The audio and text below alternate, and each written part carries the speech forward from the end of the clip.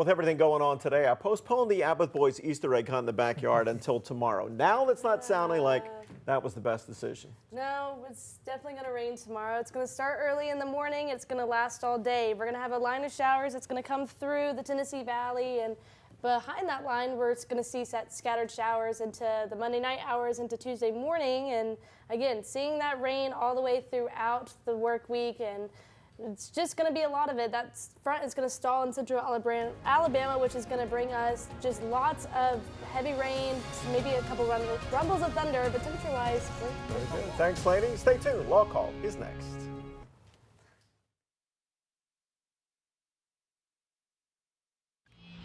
This is WAAY 31 Law Call. Good evening and welcome to WAAY 31 Law Call. I'm Sharon Doviet. Tonight it's Ask Us Anything night, so call in your questions on anything from medical malpractice, car accidents. The 31 Law Call number, 256-536-0077. You can also text a question, so you can call it and be live on the air and tell us what your problem is, or you can text us to that same number and we will pull some out. You can also email questions. You can email a question any day of the week on any legal topic. You send it to lawcall@waytv.com. And when we get to a show that's on point, we pull some out. We will have some of your email questions tonight. Michael Timberlake's here from Timberlake, League & Brooks. Good to have you here. It's great to be here. Rain coming, wash away the pollen. That's what we're talking about. Please, no more pollen. No more pollen. So while we get some of your calls locked in, we like to let you make the law call. We pull a video off of YouTube, and we've got this one. You know, trees and tree trimming, it can go too far. Generally, trees just want to be left alone, but you mess with one and it may just push back. If you're the one that's on the ladder, if that's you trimming your own tree, let's talk about whether your medical injuries are covered by any kind of insurance. Is your health insurance going to cover it? Is your homeowner's insurance policy? Okay, on the other hand, if that's somebody you hired and they came and they're cutting stuff on your property, are you going to get sued over their medical bills? We understand that this guy was not that damaged, thank goodness. Well, but it looks bad. He did fall with a chainsaw. That's not good either. Thing. Well, you know, basically the concept is if he is working on the job, he's going to be covered potentially under workers' compensation insurance, as long as his employer has more than 5 people. So his injuries are going to be picked up by workers' comp. Then you look at the homeowner. You say, okay, well, has the homeowner got any responsibility to him? And typically the answer in these situations is no. The homeowner's only got an obligation to tell him about dangers that they know about that the other person may not know about. So you're looking at a tree, they've got a chainsaw, he's on a tall ladder.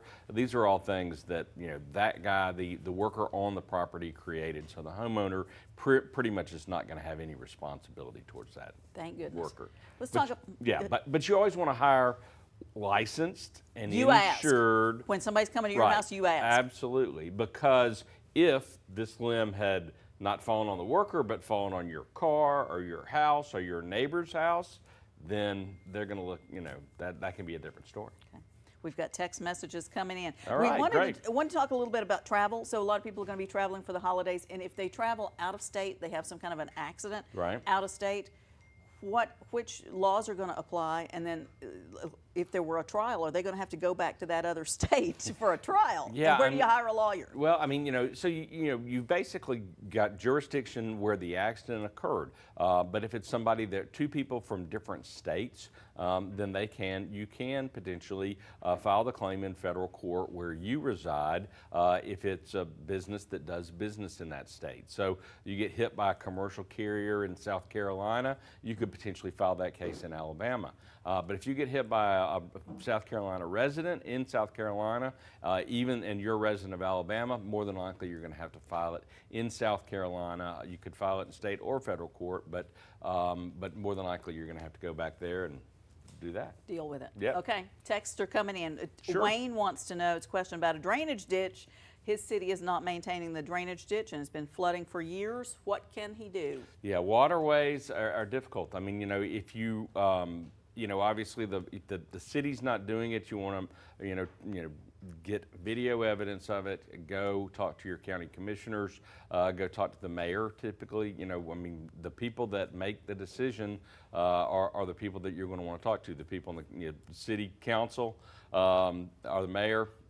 Those are the people that you need to say, hey, I can't get any response from the city to do this. Otherwise, you're in a situation where you're looking towards filing an injunction to require the city to come out and do something to remedy the nuisance or the problem that's on your property. And even if it's water, it can be a trespass. So there's legal theories that you can use to get the city to fix it, but of course that's going to be on your responsibility. We've got Jane on the line with a question from Hazel Green. Hi, Jane. Thanks for calling in. What's your question tonight? Hey, Jane. Hey, Jane from Hazel Oh, are Green. you talking to me, Jane? Yeah, Jane, yes, how are you? hello. How are you? What's your question tonight? Thanks for calling. Oh, thank you so very much for taking my call. Sure. I thank y'all guys very, very much. Thank you. Y'all are very informative. Excellent. We learn things sometimes too. What can we answer Okay. for you tonight? Okay, yes, ma'am.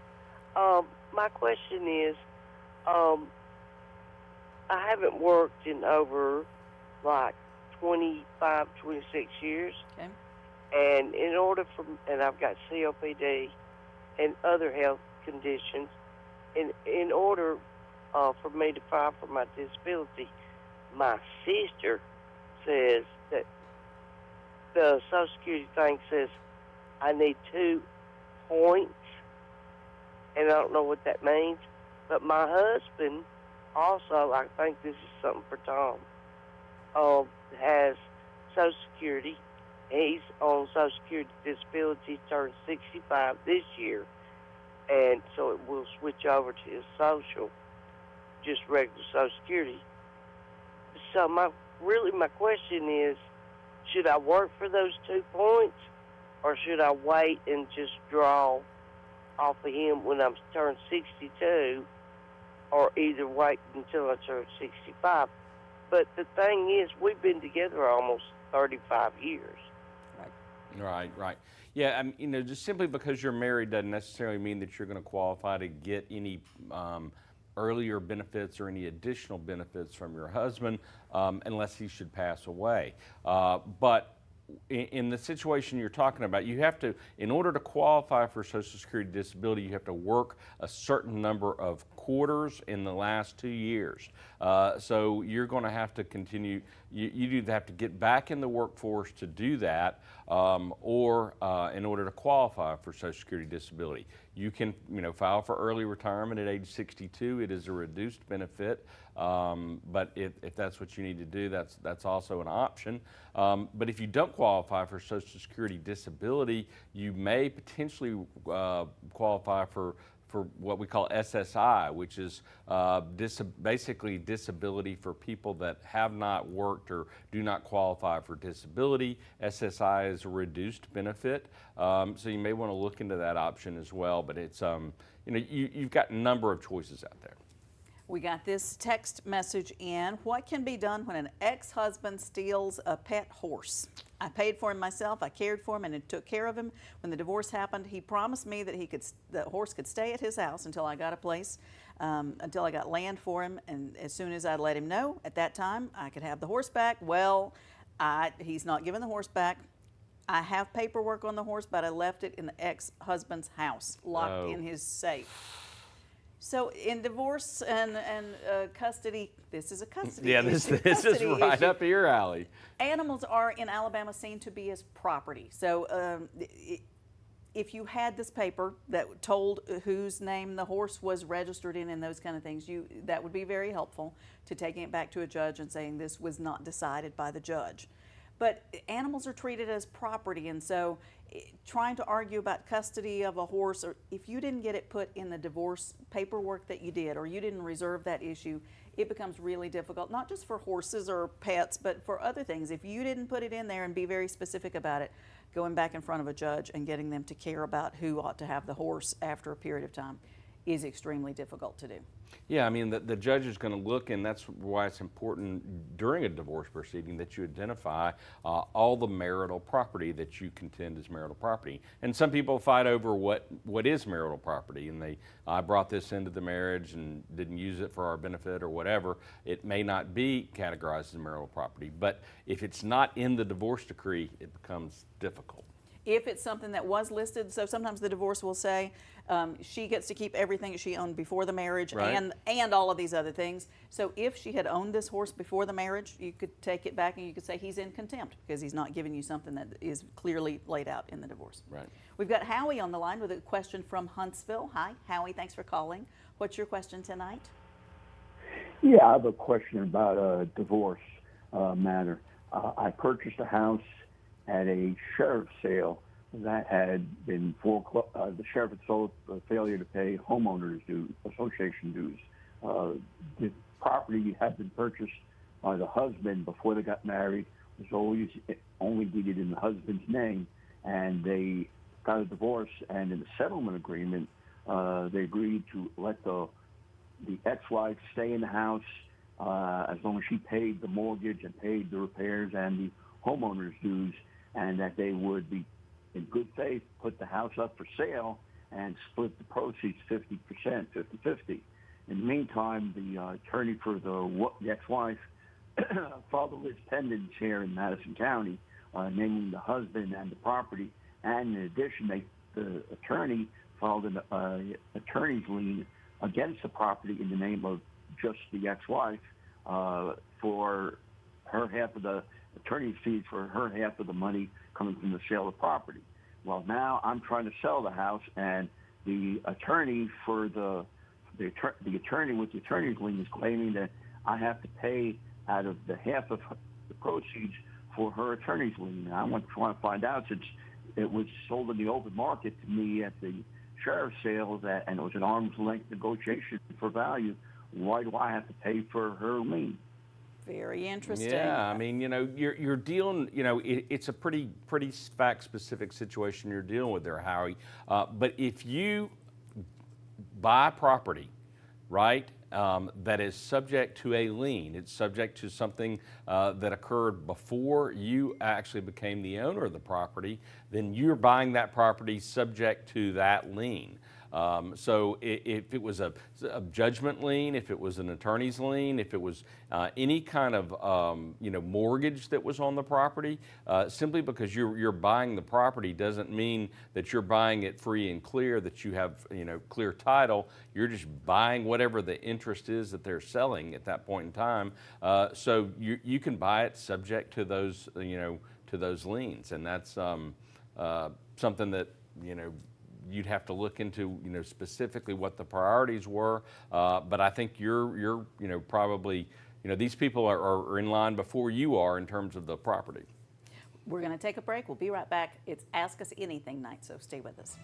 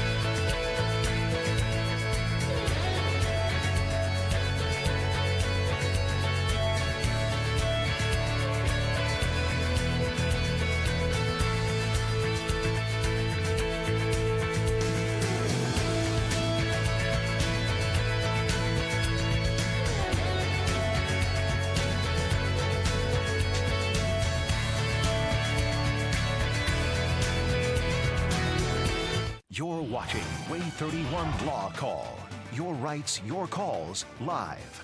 Presented by the Tennessee Valley's award-winning personal injury and wrongful death law firm, Timberlake, League & Brooks. Featuring the knowledge and experience of attorney Michael Timberlake, attorney Will League, attorney Heath Brooks, attorney William Maservi, and hosted by broadcaster and family law attorney Sharon Doviet.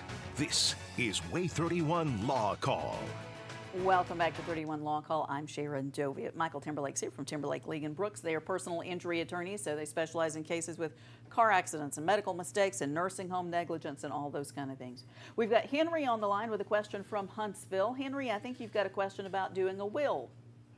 Yes, hi. I was wondering, I moved down here to Huntsville from Northern Virginia about 10 years ago. I did have a will up there, but I was wondering, since I bought a new home here in Huntsville, is that my new home is included to my will, or should I make a new one? Yeah, that's a really good question. Basically the short answer is if your will in Virginia would include all of your property that you have, then you may not necessarily need to get a new will in Alabama. We're gonna be able to probate that will here. You want to make sure that it's a valid will in Virginia, and if it's valid there, then it would be valid here. But at the same time, when you've had a big life change like this, you've moved somewhere, it's a good time to take the opportunity to update your documents. Everybody needs a will to dispose of their property. They need a power of attorney to allow somebody else to make decisions for them, if they, in the event that they can't make decisions for themselves. They need a healthcare power of attorney that gives somebody the authorization to make healthcare decisions for you, and they need a advance directive, which basically says what you want for healthcare if you should not be able to make your own healthcare decisions. Those are all documents that are relatively easy to get and not incredibly expensive for a simple estate in Alabama. So it's one of those things you want to go ahead and do it while you have the opportunity, and in case something should happen. Yeah, we're glad that you're living here and you've been here for Yeah, a while. welcome, You welcome like it? here, yeah. Good. We've got Tony on the line with a question from Athens. Hi, Tony. Thanks for calling. What's your question tonight? Hey, Sharon. How are you? I'm good. How are you doing tonight? Well, I'm so-so. I had a question about how hard and how should I go about filing for a theft by deception case, because I had somebody kind of took advantage of me. Of course, I'm retired now. Okay. So, and I got her a vehicle. Not necessarily her, but her truck broke down, and she got 3 little kids. And I said I'd get her something till she could find something, and then her sister takes me back a few days later, and she said, I thought she'd changed. She does this for a living. I'm sorry to tell you now, because me and her's pretty close, too. So I was wondering, what do I need? How do I need to get started on that? What do I need? So you gave this person a vehicle, and there's no paperwork. Is that kind of what we're hearing? Well, the paperwork, I'm having a hard time hearing you. Sure. You gave this person a vehicle, and there's no paperwork, or is there? There's, she went and got it. She went up there and got it. I signed the check, and she went and got it. Okay. Gotcha. It's one of those situations. If it's a criminal, if you think it's a crime, and they stole something from you, then you can contact the district attorney's office. If it was just a matter where they took something that was yours, or didn't fulfill their obligation to pay you when they said they were going to pay you, then that's a civil matter, and you'd have to look into the civil court. If it's less than $5,000, you can file an action in small claims court. You don't need a lawyer to represent you, and you basically say, look, we had a deal that I was going to sell her this car, or we had this agreement, and then she didn't fulfill the deal, and she's, I'm out that amount of money. If it's over $5,000 and you're looking at district court or circuit court, and you're probably going to need a lawyer to represent you in that kind of situation. Got a text message in. Somebody has got 2 children from a previous relationship, and since then she's gotten married. She has not heard from the children's father in 6 years. He's not helped support the children, and her husband would like to adopt the children. So what's the process? So what is the process there? So there hasn't been, it's a, they can adopt if the other person has had or given up their voluntary surrendered their parental rights, or the court has terminated parental rights. But absent that, what can be done? So if you drew up paperwork, the question is, would the father sign off on something? Would he consent to the adoption? So it might be that he would consent to the adoption. He's not seemingly got any interest in the children and has not been supporting the children, so maybe he would sign off on something and agree to it. But if he's not going to sign anything and agree to it, you're going to have to go through the steps and the process of terminating his parental rights, and that's going to require going to juvenile court to get that done before you can even get heard in the probate court these days. So they've changed the law a little bit recently, but it sounds like something. He's abandoned the child. There's a number of things that the juvenile court would probably agree to in terminating his parental rights. But it's going to be a little bit of a fight. Yeah, I mean, what if he served and he just doesn't show up?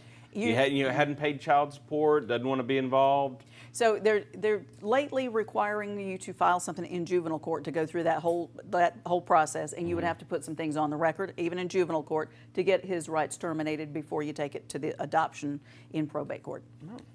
So we're talking a little bit about summertime things with like pools. Folks are getting their pools set back up, and it's very attractive. But you worry about somebody getting injured in your pool. If you've got one, what do you need to be worried about? Yeah, I mean, the basic things that most people know before they get a pool. Pool has to be in an enclosed area in a backyard. The fence has to be present, and it has to work. So if you're upgrading your pool, you're getting water clean, you're doing those types of things, check out your fence. Make sure that it's up to speed, and that people aren't and there's not a hole in the fence, or there's not some way that people have been getting into the fence, and so you want to make sure that it's doing its job. You also want to make sure that the areas around the pool are all safe, and that any pool equipment or whatever is not hazardous in that situation. So just do your due diligence, have fun, but do it safely. Got in a text question. I was injured in a car accident that left me in the hospital for several months. I tried to hire several lawyers, but they refused to take the case. What can I do? Okay, so when somebody's been injured and they're trying to hire a lawyer, right? Why might the lawyers not be interested in taking the case? I mean, so lawyers lawyers that do what we do, they take cases on a contingency fee basis, which means that we do not get paid unless there is a recovery. So in a situation where we're looking at a case, one of the considerations is, what is the strength of the case? It doesn't, we don't, make, the case doesn't have to be a slam dunk in order for us to get involved and take it. But if we think that there is a low likelihood of being successful in the case, just based on the facts of the case, then it may be a case that we would turn down. If it is a case where we think that there's not a possibility of recovery because there's not insurance, that's more than likely a case that we're probably going to turn down. Or if we get in a situation where our client is involved in the wreck and contributed to the wreck. Alabama's a pure contributory negligence state. So if you contribute or cause your own injuries, then it's an absolute ban on recovery. So those are kind of the situations where we look at it and say, look, if there's not any insurance, if you're potentially liable, if there's no way to recover, those are things that we're going to look at on the front end and say, there's no way to help you.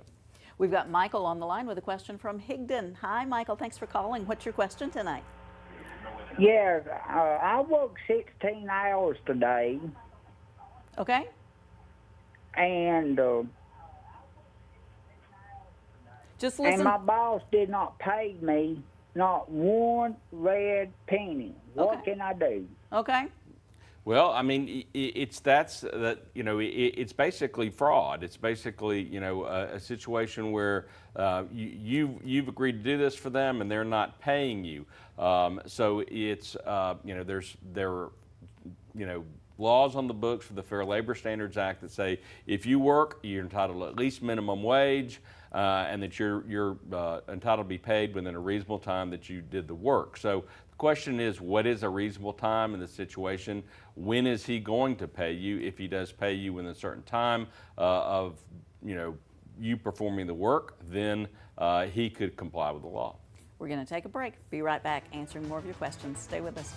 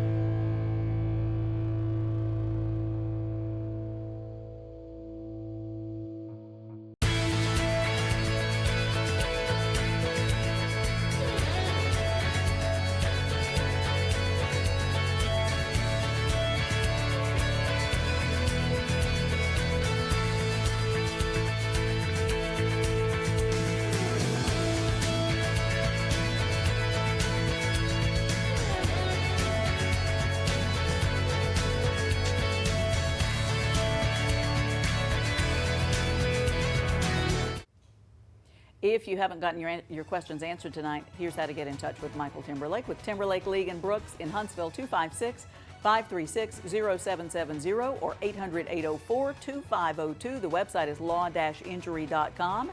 And if you like them on Facebook, you can learn more about the law that way. And I do family law. Sharon does family law here in Huntsville, 256-539-7337. She is very helpful, and she was able to answer our adoption question tonight that I wouldn't have been able to answer. Thank you so much. Okay, if you own, got a text, if you own property that connects to state or county highway, can you refuse to allow individuals to place their permanent signs and advertising in the right-of-way between your property and the highway? Typically, it's not legal for anybody to place signs in the city or the county's right-of-way. They do it all the time. Yeah. But typically, there's either an ordinance that says it's not. It's owned by the county or the city. It's not public property in the sense that everybody has access to it. So you can take care of the signs and throw them in the trash. Good luck. Thanks for all your questions tonight, and we'll see you next week.